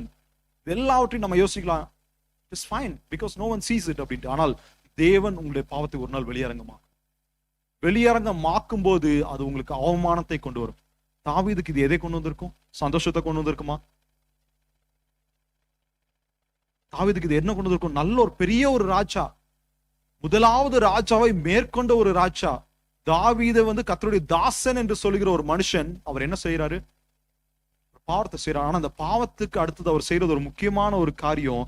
அந்த என்ன செய்யறாரு அப்படின்னா, அவர் பாவத்தை உணர்த்தும் போது சங்கீதம் 51வது அதிகாரத்துல நம்ம வாசிக்கிறோம், அவர் அப்படியே மாண்டிட்டுறாரு. அப்படியே நான் விட்டுறேன், நான் I completely submit myself. When you encounter God, நம்மளோடு முதலாவது நான் சொன்னேன், அவர் மறைவான நேரத்துல பேசுவாரு. When he speaks in our personal time with God, he speaks through the word of God. இது எல்லாமே நமக்கு இன்டைரக்டா வரும். நமக்கு இன்டைரக்டா அப்படின்னா, ஒருவேளை தேவன் நம்ம கிட்ட பர்சனலா பேசுவாரு, இல்ல அப்படின்னா வார்த்தைகள் யார் ஸ்டேஜ்ல இருந்து பேசப்படும், அந்த வார்த்தைகள் அந்த இடத்துல வார்த்தைகள் நம்ம நேரா நம்மளை குத்தும். இந்த வார்த்தைகள் ஏது அப்படின்னா தேவனிடத்துல இருந்து டைரக்டா உங்களுக்கு புறப்பட்டு வருகிற வார்த்தைகள். இந்த வார்த்தைகளை நம்ம ஏற்றுக்கொண்டு அதை அக்செப்ட் பண்ணி விட்டுட்டோம் அப்படின்னா நமக்கு ரொம்ப நல்லது. இல்ல அப்படின்னா ரெண்டாவது என்ன நடக்கும் அப்படின்னா, வெளியரங்கமாய் தேவன் அதை வெளிப்படுத்துவார். பிள்ளையாமுடைய வாழ்க்கையில உங்களுக்கு நல்லா தெரியும். சில வாரங்களுக்கு முன்பாக, ஐ திங்க் போன வாரத்துக்கு முந்தின வாரம் நினைக்கிறேன், பிள்ளையாம் பத்தி நம்ம வெனஸ்டே பிரேயர் மீட்டிங்ல நீங்க தியானிச்சீங்க. அந்த பிள்ளையாம பத்தி முதல்ல என்ன பண்றாரு அப்படின்னா, என்னாகமத்துல நம்ம வாசிக்கிறோம். என்னாகும் 22வது அதிகாரம் நான் நினைக்கிறேன். அது என்னாகமத்துல வாசம் அப்படின்னா அவர் என்ன பண்றாரு அப்படின்னா, பிள்ளையாம் அந்த ஆட்கள் வராங்க, பாலாக்கனுடைய ஆட்கள் வராங்க. ஆட்கள் உனக்கு காசு கொடுக்குறோம், எனக்கு இந்த மாதிரி பண்ணு அப்படின்னு சொல்லும்போது, இஸ்ரவேல் ஜனங்களை நீ சபி அப்படின்னு சொல்லும்போது அவர் என்ன சொல்றாரு அப்படின்னா, நான் தேவனிடத்துல போய் விசாரிக்க போறேன் அப்படின்னு சொல்றாரு. ஆனா அந்த இடத்துல பாத்தீங்க அப்படின்னா தேவனிடத்துல போய் விசாரிச்சாரா இல்லையா? விசாரிச்சாரு. அப்படி மனைவி அங்கிருந்து விசாரிச்சாங்க அப்படின்னு சொல்றாங்க. ஆனா வசனம் வித்தியாசமா சொல்லும். என்னாகமம் 22வது அதிகாரம் 9வது வசனத்தை வாசிப்போம். அந்த வார்த்தைகள், நம்ம ஒவ்வொரு வார்த்தையும் நமக்கு ரொம்ப முக்கியம். வேதத்துல இருக்கிற வார்த்தைகள், அந்த வார்த்தைகளை நம்ம கரெக்டா புரிஞ்சுக்கணும். அந்த வார்த்தைகள் 9வது வசனத்துல வாசிங்க அப்படின்னு 22 என்னாகமம் 22 9வது வசனத்துல வாசிச்சோம் அப்படின்னா, தேவன் பிலேயாமிடத்தில் இது முதலாவது டைம் நடக்குது. பாலாக்கினுடைய ஆட்கள், மோவாபுடைய ராஜாவாகிய பாலாக்கு தன்னுடைய ஆட்களை அனுப்புறான். முதலாவது டைம் அவன் அனுப்பும்போது அவங்க என்ன பண்றான் அப்படின்னா, பிலேயாம் சொல்றாப்புல, நான் என்ன பண்ண போறேன், I'm going to check with God and will come back to you அப்படின்ட்டு. இப்போ அந்த ஆட்கள் ஸ்டே பண்ணியிருக்காங்க. ஆனா பிள்ளையாம் என்ன பண்ணல, தேவன் இடத்துல செக் பண்ணல. முதலாவது this is happening in secret. ரெண்டாவது அடுத்து இன்னொரு டைம் நடக்குது. அவர் போய் அந்த ஆட்கள் திருப்பி போறாங்க, நான் வரமாட்டேன்னு சொல்றாரு. திருப்பி போறாங்க. அவங்க சொல்றாரு 18வது வசனத்துல வாசிச்சீங்க அப்படின்னா, பிலேயாம் பாலாக்கின் ஊழியக்காரருக்கு பிரதியுத்தரமாக, பாலாக்கு தன் வீடு நிறைய வெள்ளியும் பொன்னும் தந்தாலும் சிறிய காரியமானாலும் பெரிய காரியமானாலும் செய்யும் பொருட்டு என் தேவனாகிய கர்த்தரின் கட்டளையை நான் மீறக்கூடாது. ஆகிலும் கர்த்தர் இனிமேல் எனக்கு என்ன சொல்வார் என்பதை நான் அறியும்படிக்கு நீங்களும் இந்த ராத்திரி இங்கே தங்கியிருங்கள் என்றார். திருப்பி 20வது வசனத்துல முக்கியமான வார்த்தைகளை வாசிங்க. இரவிலே தேவன் பிலேயாம் இடத்தில் அந்த மனிதர் உன்னை கூப்பிட வந்திருந்தால், உன்னை கூப்பிடுறதுக்கு வந்திருந்தால். இப்ப அவர் அந்த அர்த்த வார்த்தைகளை நல்லா கவனிக்கணும். கூப்பிடுறதுக்கு வந்திருக்காங்கப்பா அப்படிங்கிறது வேற. ஒருவேளை அந்த வார்த்தைகளை கூப்பிட வந்திருந்தாங்கன்னா நீ என்ன பண்ணு, நீ எழுந்து போய் அவர்களோடு கூட போ, ஆனாலும் நான் உனக்கு சொல்லும் வார்த்தையின்படி மாத்திரம் நீ செய்ய வேண்டும். 2 முறை பாத்தீங்க அப்படின்னா பிள்ளையாம் என்ன சொல்றாரு, I'm going to check with God. நான் வசனத்தை வச்சுதான் நான் பேசிட்டு இருக்கேன். I'm going to check with God. But did he check with God? God spoke to him. அவர் சொன்னது என்ன? நான் போய் தேவனிடத்துல நான் செக் பண்ண போறேன். He has 2 chances. தேவனிடத்துல போய் நான் செக் பண்ண போறேன் அப்படின்ட்டு செக் பண்ணாம மனுஷனுக்கு என்ன அப்படின்னா, ஃபர்ஸ்ட் டைம் காசு வருது. அவர் குறி சொன்னார்னா அவருக்கு என்ன கொடுக்கப்படும்? அவருக்கு காசு கொடுக்கப்படும். ரெண்டாவது அவருக்கு எங்க ஆப்ஷன் வருது, உனக்கு காசு தானே, கொஞ்சம் காசு தானே உனக்கு வேணாங்கிற, நான் உனக்கு என்ன பண்ண போறேன்? பொண்ணு வெள்ளி எல்லாத்தையும் உனக்கு தரேன், நான் இதை பண்ணு அப்படின்னு சொல்றாரு. திருப்பி அவர் வந்துட்டு ப்ரேயர் பண்றேங்கிறாரு. இப்போ உங்ககிட்ட நான் கேட்கிறேன், ஒரு மனுஷன் வராரு உங்ககிட்ட, கொஞ்சம் நல்லா பொறுமையா கேளுங்க. ஒரு மனுஷன் உங்ககிட்ட வந்துட்டு ஒரு 100 ரூபா தரேன்ப்பா, நீ இதை பண்ணு, என்ன தேவனுக்கு பிரியமில்லாத ஒரு காரியம், இதை நீ பண்ணுன்னு சொல்றாரு. நீங்க இதை என்ன சொல்லுவீங்க? 100 யூரோ, லெட்ஸ் சே 100 யூரோஸ். பண்ண மாட்டோம் இல்லையா? இந்த நானே சொல்றேன்னு வச்சுக்கோங்களேன், இந்த ஸ்கிரீனை தூக்கி போட்டு உடைங்கன்னு நான் சொல்றேன். 100 யூரோ உங்களுக்கு தரேன், இந்த ஸ்கிரீனை தூக்கி போட்டு உடைங்க அப்படிங்கிறீங்க அப்படின்னு சொல்றேன். நீங்க யோசிப்பீங்க இல்லையா? இந்த ஸ்கிரீனே ஒரு 100 யூரோ இருக்கும், 100 யூரோக்கு எதுக்கு இந்த ஸ்கிரீனை போட்டு உடைக்கிறது? அதே நேரத்தில் உங்களுக்கு நான் சொல்றேன், 10,000 யூரோ உங்களுக்கு நான் தரேன், 10,000 யூரோ தரேன், இந்த ஸ்கிரீனை போட்டு உடைப்பீங்களா அப்படின்னு சொன்னீங்க அப்படின்னா நீங்க என்ன பண்ணுவீங்க? உடைக்க மாட்டீங்க. உடைச்சிருவீங்களா? உடைக்க மாட்டீங்களா? உடைச்சிருவீங்க. ஏன்னா உங்களுக்கு உள்ள ஒண்ணு தோணும், என்ன அப்படின்னா, இப்போ அந்த உடைச்சிட்டு ஒரு 100 யூரோ தானே, 9,900 யூரோ என் கையில இருக்கும், ஒரு 100 யூரோ போட்டு அந்த உடைச்சு போன ஸ்கிரீன் நான் திருப்பி கூட, நான் சர்ச்சில் தான் இது, நான் திருப்பி வாங்கி கொடுத்துடலாம். 9,990 யூரோ எனக்கு கையில இருக்கும், 900 யூரோ என்கிட்ட இருக்கும், நான் 100 யூரோ போட்டு நான் திருப்பி வாங்கி கொடுத்தேன், நான் உடைச்சிடறேன். You know what I'm saying is wrong. நான் சொல்றது தப்பு அப்படிங்கிறது உங்களுக்கு நல்லாவே தெரியும். ஆனால் நீங்க என்ன பண்ணுவீங்க? கம்மியா கொடுக்கும்போது இதுக்கு ஒர்த்து இவ்வளவுதான், இதெல்லாம் பண்ண மாட்டோம். ஆனா அதே நேரத்துல பிள்ளையாமுக்கு இப்ப 2 டெஸ்ட் வருது.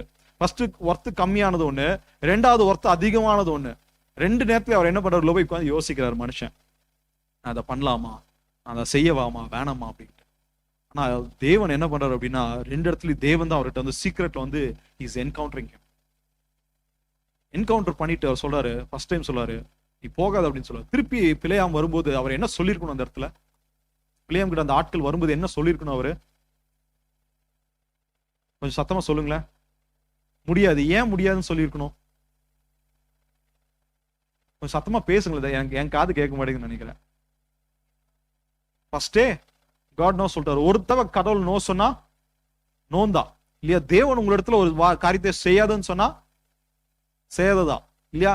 ஒரு காரியத்தை லைட்டா இத்தினூண்டு குடிச்சாலும் குடிக்காதுன்னு சொன்னா குடிக்காததான், இல்ல பெருசா குடிக்காதுன்னு சொன்னாலும் குடிக்காது. அது பெருசா இருக்கிறத குடிக்காதுன்னு சொன்னா சின்னதா இருக்கிறதையும் குடிக்காததான். அதை தொட்டு நக்கவும் கூடாது, எடுத்து இத்தினூண்டு குடிக்கவும் கூடாது, பெருசா பாட்டில கவுத்தவும் கூடாது. பண்ணாதனா பண்ணாத, சிம்பிள். there is nothing கொஞ்சம் இத்தினூண்டு, வாரத்துல ஒரு நாள், மாசத்துல ஒரு நாள், வருஷத்துல ஒரு நாள், no. when God says no to you, it is a no forever. ஒரு பாவமான ஒரு காரியத்தை உங்ககிட்ட தேவன் என்னைக்காவது பண்ண சொல்லுவாரா? இல்ல நான் தான் இந்த ஸ்கிரீன் எப்படியாச்சும் போட்டு உடைக்க சொல்லுவேனா? இல்லையா? சற்று யோசிங்களேன். தேவன் என்னைக்காச்சும் ஒரு பாவமான காரியம், ஓகேப்பா ஐ எக்ஸ்கியூஸ் யூ திஸ் டைம். இன்னைக்கு பலர் என்ன பண்ணுவாங்க அப்படின்னா, காட் கிட்டே போய் எக்ஸ்கியூஸ் கேட்பாங்க. இன்னைக்கு ஒரு நாள் நான் இதை பண்ணிக்கிறேனே, இன்னைக்கு ஒரு நாள் நான் இந்த படத்தை நான் பாத்துக்கிறேனே. எப்பா அது தேவன் நோன்னு சொன்ன ஒரு விஷயம், அது பண்ணாதான் ஒரு விஷயத்த சொல்லிட்டாருன்னா அந்த விஷயத்த பண்ணாதீங்க. ஏன் நான் இது இவ்வளவு அழுத்தி நான் சொல்லிட்டு இருக்கேன் அப்படின்னா, தேவன் சொல்லும் போது நம்ம கீழ்படிச்சிட்டோம்னா நமக்கு ரொம்ப ஈஸி. இந்த பிள்ளையனுடைய வாழ்க்கையில அதுதான். முதலாவது டைம் தேவன் சொல்றாரு கீழ்படியில, ரெண்டாவது டைம் சொல்றாரு நீ போ அப்படின்னு சொல்லிட்டு பின்னாடி அவர் வராரு. எடுத்து உருவின பட்டயத்தோடு கர்த்தருடைய தூதனானவர், கர்த்தருடைய தூதன் அல்ல, கர்த்தருடைய தூதனானவர் அந்த இடத்துல வந்து நிக்கிறாரு. யாரு? கர்த்தராகிய இயேசு கிறிஸ்து அந்த இடத்துல வந்து நிக்கிறார். நீ சொல்றத கீழ்ப்படியாம நீ போயிட்டு இருக்க மாவனே வா அப்படின்ட்டு உருவின பட்டயத்தோட அந்த இடத்துல நிக்கிறாரு. ஆனாலும் அது எல்லாத்தையும் சரி ஓகே, கழுத அவருக்கு எதிராக பேசி எல்லாத்தையும் முடிச்சுட்டு அவர் போறாரு. போயிட்டு வாயிலிருந்து புறப்படுகிற ஒவ்வொரு வார்த்தை என்ன வருது? அவர் விட்டுருந்தோம் அப்படின்னா தேவன் மாத்திரம் அன்னைக்கு அவரோட கண்ட்ரோல் இல்லை அப்படின்னு அவர் என்ன பண்ணிருப்பாரு அப்படின்னா, நிச்சயமா நான் சொல்றேன், அவர் அன்னைக்கு இஸ்ரவேல் ஜனங்களை அவர் சபித்து பேசியிருப்பார். அவருக்கு முன்பாக, உங்களுக்கு நான் சொல்றேனே, கைக்கு முன்பாக நல்ல பிரியாணியை வச்சுட்டு இதை சாப்பிடாத அப்படின்னு பக்கத்துல தயிர் சோதை வச்சா நீங்க எதை சாப்பிடுவீங்க? பிரியாணியை சாப்பிடுவீங்களா இல்ல தயிர் சோதம் சாப்பிடுவீங்களா? பசியா இருக்கிறீங்க. பிள்ளையாமுக்கு 100 யூரோ கொடுத்து ஒரு ஓகே சொல்ல, 10,000 யூரோ கொடுத்து எப்படியோ அவர் மைண்டு ஓகேவாய் ஏதோ வந்திருக்காரு. இப்போ உங்க கண்ணு முன்னாடி 10,000 யூரோ இருக்கு, 100 யூரோ இருக்கு. 10,000 யூரோ எடுப்பீங்களா எடுக்க மாட்டீங்களா? எடுப்போம். இல்லையா? இது நம்முடைய ஒரு மனிதனுடைய இது. ஆனால் தேவன் உங்ககிட்ட என்னடி எதிர்பார்க்கிறது என்ன அப்படின்னா, உனக்கு முன்பாக என்ன வந்தாலும் சரி, even if it is so tempting that will give you the life that is to your eternity, உன்னுடைய தலைமுறைக்கும் உன்னுடைய தலைமுறையினுடைய தலைமுறைக்கும் இந்த உலகத்துல நல்ல சொத்து பத்து கொண்டுக்கிற ஒரு காரியமா இருந்தாலும் சரி, நீ என்ன பண்ணு? and I say deny it, you deny it. ஆமென், ஆமென். உங்களுக்கு புரியுதா நான் என்ன சொல்றேன் அப்படின்ட்டு? ஒரு காரியத்தை தேவன் விட்டுரு, இந்த காரியத்தை பண்ணாத அப்படின்னா அந்த தலைமுறைக்கு அது பண்ணக்கூடாது. நம்மளா இருந்தாலும் சரி, நம்ம பிள்ளைகளா இருந்தாலும் சரி, யாரா இருந்தாலும் சரி, என்ன பண்ணணும்? பண்ணக்கூடாது, இல்லையா? ஆமென், ஆமென். இந்த கடைசியா தாவீது இந்த பாவத்தெல்லாம் சொல்லிட்டு இன்னொரு காரியத்தை நான் உங்களுக்கு சொல்றேன். நான் இந்த பாவத்தை உணர்த்தும் போது நம்ம அக்செப்ட் பண்ணிக்கணும். சாராளுடைய வாழ்க்கையில ஒரு காரியம் நடக்குது. ஆதியாகமம் 18வது அதிகாரத்துல நம்ம வாசிக்கலாம். கர்த்தருடைய தூதனானவர் திருப்பி அங்க வராரு. அங்க வந்து ஆபிரகாமுக்கு சொல்றாரு, எப்பா உனக்கு பிள்ளை பிறக்க போகுது அப்படின்ட்டு ஈசாக்க பத்தி சொல்லிட்டு இருக்காரு. நான் சாராள் என்ன பண்றாங்க அப்படின்னா, ஆபிரகாம் கேட்காரு, சாராள் எங்கப்பா இருக்காங்க அப்படின்னு. அதான் அந்த இது டென்ட்ல இருக்காங்கப்பா அப்படின்னு ஆபிரகாம் சொல்றாரு.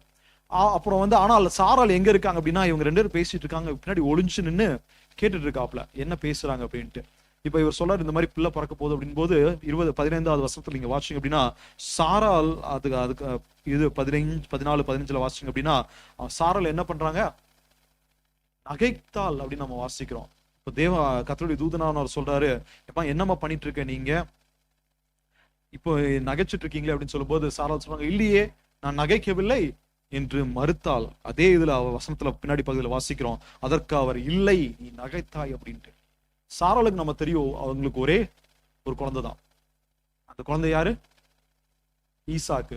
ஆனா வேதத்திலே நான் யோசிக்கும் போது கொஞ்சம் ஒரு அன்பார்ச்சுனேட் லேடி அப்படின்னு நான் சொல்லுவேன். ஆனால் அது சாராள் தான். ஏன் அப்படின்னா, அவங்க 100 வயசு அவங்க காத்திருந்து ஈசாக்கை பெற்றுக்கொண்டாங்க. ஆனா பெற்றுக்கொண்ட ஈசாக்கை ஆபிரகாம் வந்து பலியிடுறதுக்கு கூட்டிட்டு போறாங்க. பேர்ஷெபால இருந்து கூட்டிட்டு போறாங்க. திருப்பி பேர்ஷெபாலே வந்து தங்குனாரு நம்ம வாசிக்கிறோம். இது எல்லாமே நடக்குது. ஆனா சாராளுடைய வாழ்க்கை என்ன நடக்குது அப்படின்னு பாத்தீங்க அப்படின்னா, அவங்க சீக்கிரமாவே மரித்து போறாங்க. நம்ம 23வது அதிகாரம் படைய 2வது 3வது வசனம் நான் நினைக்கிறேன். 2 வசனத்தை வாசிப்போமா? 23:1-2.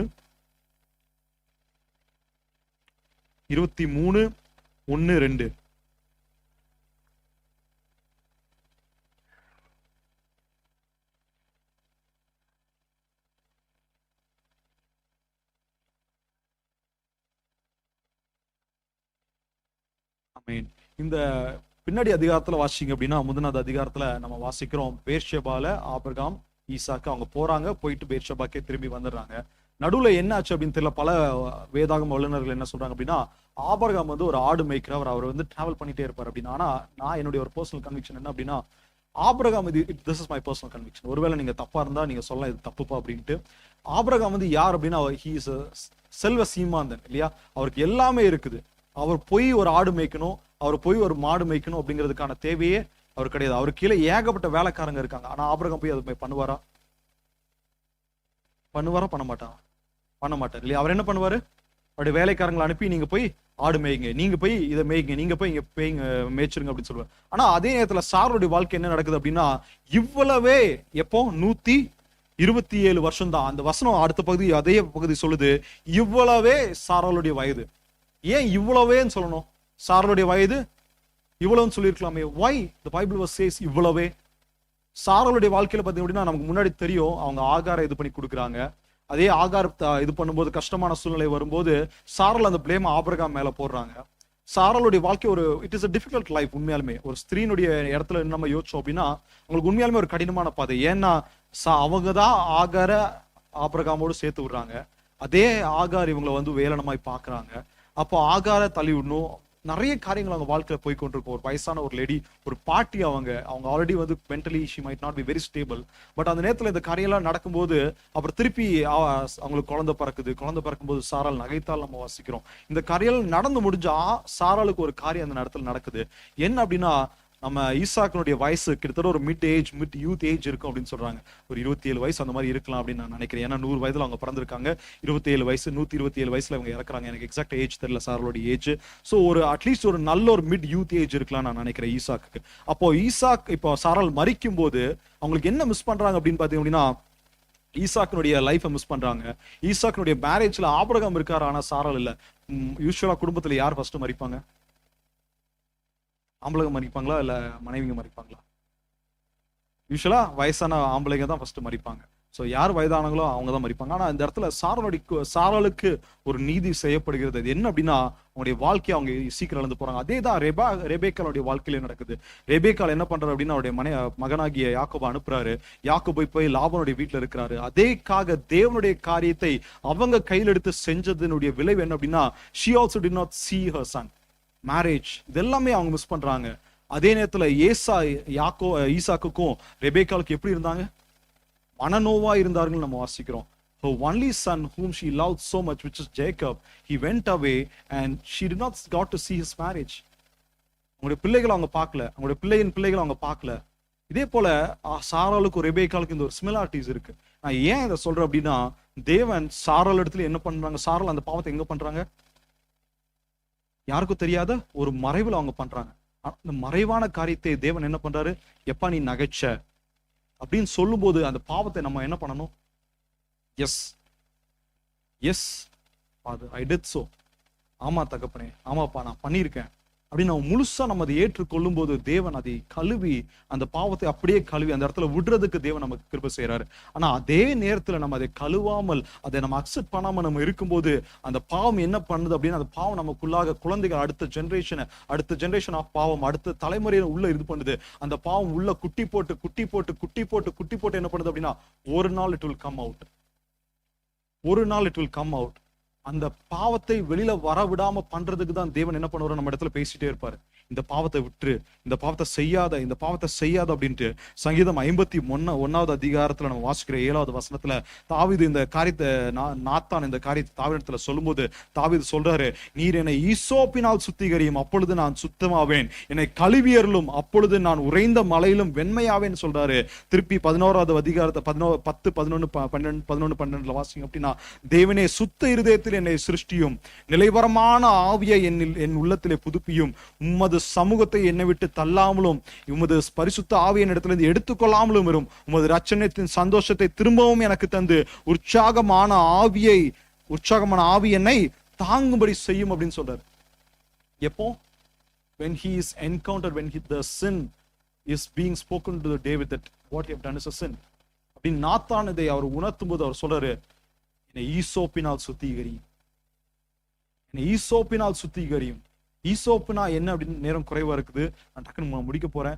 ஈசோப்புனா என்ன அப்படின்னு பாத்தீங்க அப்படின்னா, நம்ம யாத்ராகமத்துல இருந்து வாசிக்கலாம். அந்த யாத்ராகமம் 12வது அதிகாரம் 22வது வசனத்துல நம்ம வாச்சோம் அப்படின்னா, அந்த ஈசோப்பினுடைய பஞ்ச் அதை எடுத்துதான் என்ன பண்றாங்க அப்படின்னா, அந்த ரத்தத்தை, ஆட்டுக்குட்டியினுடைய ரத்தத்தை என்ன எடுத்து பண்றாங்க அப்படின்னா, they are putting it in the wall post, அதனுடைய வீட்டினுடைய நிலைக்கால்களை போறதுக்கு யூஸ் பண்றதுதான் அந்த ஈசோப்பு. அதே போல பாத்தீங்க அப்படின்னா, லேவியர்கள் ஆசாரியர்கள் என்ன பண்ணுவாங்க அப்படின்னா, அந்த ஈசோப்பு என்ன பண்ணுவாங்க அப்படின்னா, எடுத்துட்டு அந்த ரத்தத்தை அந்த பலியிடும் போது இதெல்லாம் பண்றதுக்கு யூஸ் பண்றதுதான் அந்த ஈசோப்பு. அதே நேரத்துல இயேசு கிறிஸ்துவானவருக்கு அந்த வைன் அவங்க காய் எடுத்து கொடுப்பாங்க இல்லையா, அதுக்கு யூஸ் பண்ணப்படுறது என்னன்னா அந்த ஈசோப்பினுடைய ஒரு தடி தான் யூஸ் பண்ணப்படும். இது எல்லாமே இந்த தடி பார்த்தோம் அப்படின்னா மாம்சத்தை குறிக்கும். இந்த மரம், தடி, இந்த கோல், இது எல்லாமே பார்த்தோம் அப்படின்னா நம்ம மாம்சத்தை, மரம் அப்படிங்கிறது மாம்சத்தை குறிக்கும். அந்த மரத்தை எடுத்து ரத்தத்துல சுத்திகரித்து எடுத்து தேவனானவர் என்ன பண்ணுவார் அப்படின்னா, அந்த ரத்தத்துல நம்ம சுத்திகரிக்கும் போது, நம்மளை கொடுக்கும் போது அவருடைய கையில, yes I let myself into your hands, I let myself into the hand of the high priest. அவருடைய பரிசுத்த கரத்துல நம்ம கொடுக்கும் போது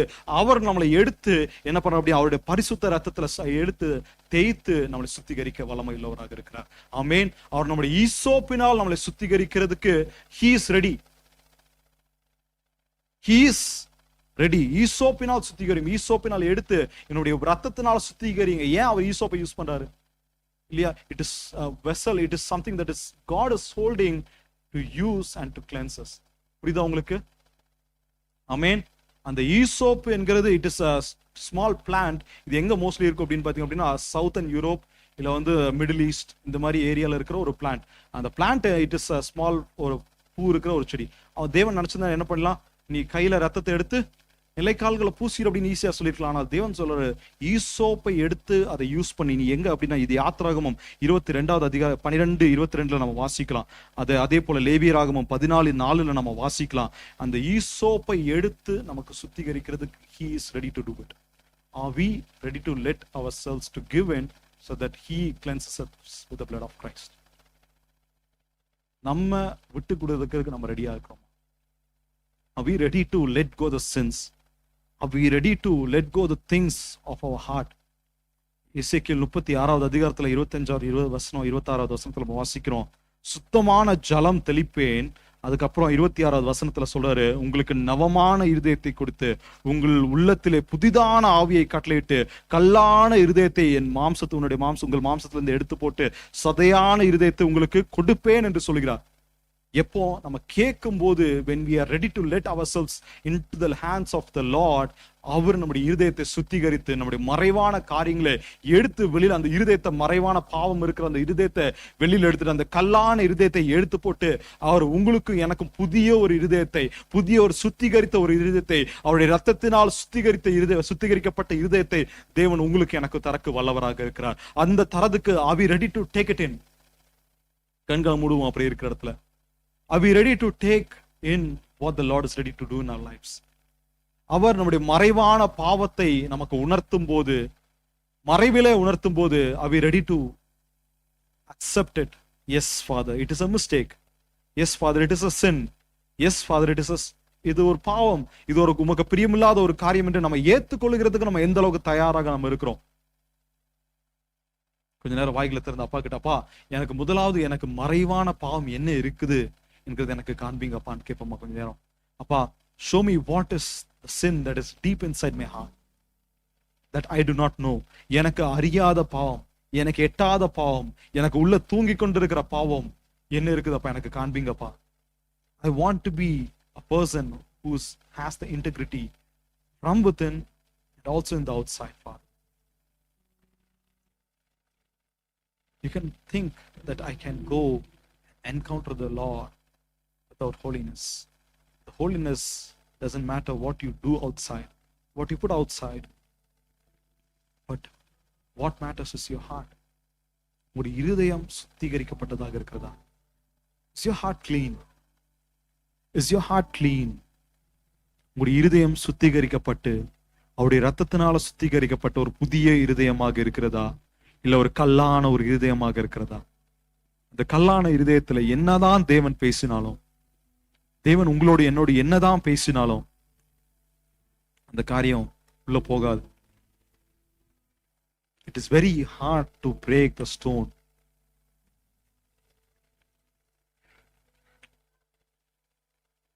It says, I will take away the stony heart. I will give you a heart of flesh. Heart of flesh where the word of God can easily penetrate in, where it can grow more. அவருடைய வார்த்தை உங்களுடைய இருதயத்துக்குள்ளாக சென்று இன்னும் அதிகமான காரியத்தை செய்கிற ஒரு இருதயம், அவருடைய வார்த்தைக்கு கேட்படுகிற ஒரு இருதயத்தை அவர் உங்களுக்கு எனக்கும் தர வல்லவராக இருக்கிறார்.